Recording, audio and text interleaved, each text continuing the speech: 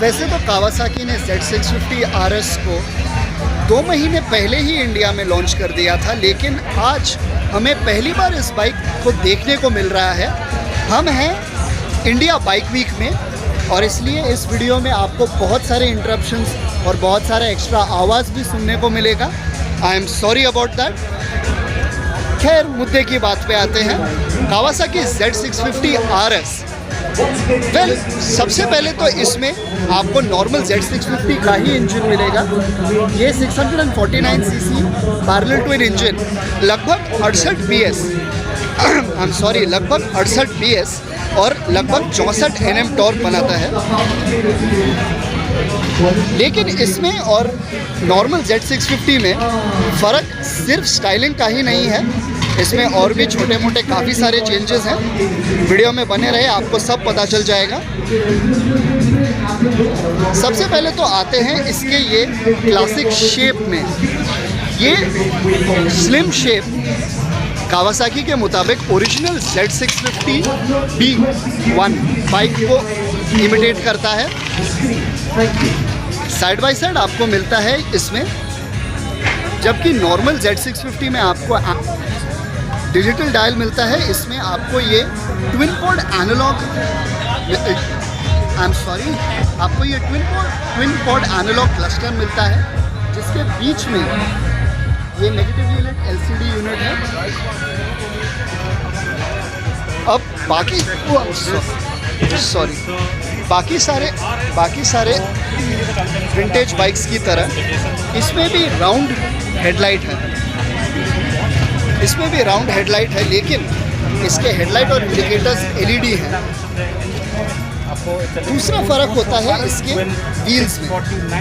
जैसे आप देख सकते हैं, ये व्हील्स दिखते तो स्पोक जैसे हैं, लेकिन एक्चुअली हैं अलॉयज। Z650 और Z650 RS में अगला फ़र्क होता है इसके फ्यूल टैंक में।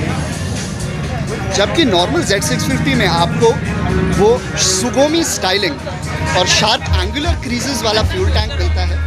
इसका फ्यूल टैंक एक थोड़ा सा ट्रेडिशनल शेप का है, लेकिन फ़र्क ये है कि जबकि Z650 का फ्यूल टैंक 15 लीटर का है, इसका फ्यूल टैंक 12 लीटर का है, जिसके वजह से इसके ओवरऑल कर्व वेट में भी 3 किलो का फ़र्क है। मतलब कि इसका कर्व वेट लगभग 192 किलोग्राम है। साइड बाय साइड इसका फुट पैक पोजीशन Z650 के थोड़े से फॉरवर्ड लीनिंग के बजाय थोड़ा सा फॉरवर्ड सेट है। मतलब कि इसके ऊपर आपका राइडिंग पोस्चर काफ़ी अपराइट होगा, जो इसके चौड़े और थोड़े ऊंचे हैंडलबार से भी आपको दिखेगा। लेकिन एक चीज़ जो Z650 और Z650 RS में सेम है, वो है, क्या आपको दिख रहा है?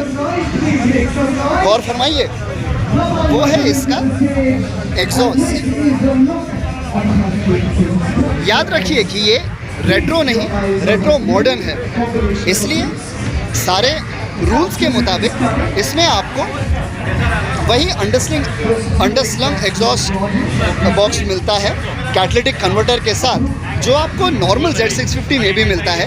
लेकिन इसका एक प्रॉब्लम है कि इतने बड़े एग्जॉस्ट एंड कैन के वजह से जो Z650 का नॉर्मल Z650 का जो ग्राउंड क्लियरेंस है करीब 130 mm का, वो यहाँ पे 125 mm हो जाता है।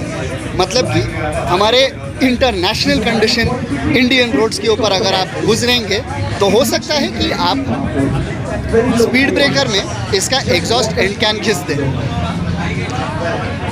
वेल, तो ये था कावासाकी Z650 का वॉक अराउंड रिव्यू। ये जैसे हमने कहा, ये ऑलरेडी ऑन सेल चला गया है और डिलीवरी शुरू होंगे जनवरी के एंडिंग में।